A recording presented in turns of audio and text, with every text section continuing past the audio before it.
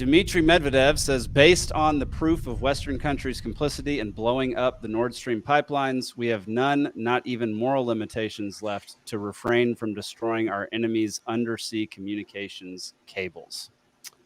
Oh boy, that doesn't bode well for the future of this war escalation. Dave, do you have any thoughts on that tweet? Yeah, so Medvedev, he's kind of throughout the war, he said, his rhetoric has been pretty intense. He kind of goes over the top. Just recently, he was saying that, the Russians, because of the British involvement in the war, because they were the first ones to send longer range missiles, he said, British officials are legitimate targets for Russia. So he kind of says stuff like this a lot.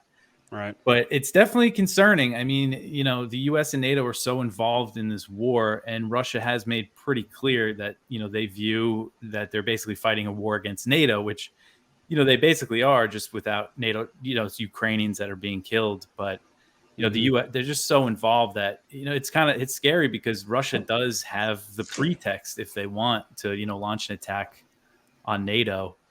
And, that rhetoric, Medvedev, again, he's just, he's kind of been saying stuff like that for a while. So it's easy to brush off. But at the same time, we should realize kind of what we're dealing with here, how far into this thing we are. Yeah, I do remember him saying about that thing about the British officials and being able to target them whenever they want. That, yeah, he does say some very interesting things that are cause for alarm if you take them seriously. Yeah, I mean, I definitely could think of at least a few moral reasons why they should not go around blowing up the undersea communication cables. But given that we're essentially in a proxy war with Russia already, what do countries that are at war do? They blow shit up. Yeah. So. Yeah. Well, and that's the thing, talking, because he's saying the Nord Stream attacks. I don't know how closely you guys have been following that, but, there's a Seymour Hersh report that said the U.S. did it, that said Biden blew him up. There hasn't, really been confirmation of his report. I think the U.S. is definitely the prime suspect because they were trying to stop those pipelines with sanctions.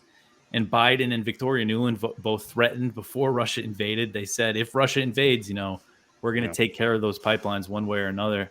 But the official story now from like Washington Post and New York Times reports, and there's been all sorts of reports, all throughout Europe, all their media outlets. The official story is basically that Ukraine did it.